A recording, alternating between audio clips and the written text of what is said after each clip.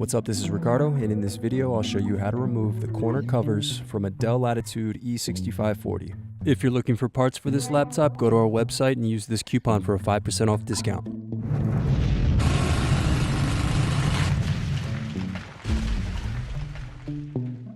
Slide tabs outward to unlock and remove battery.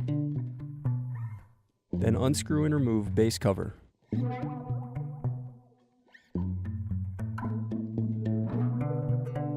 Then unscrew and remove corner covers.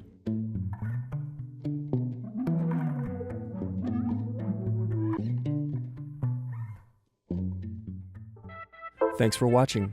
Don't forget to like and subscribe if you enjoyed this video. And if you need more, check out this playlist to watch other tutorials for your laptop.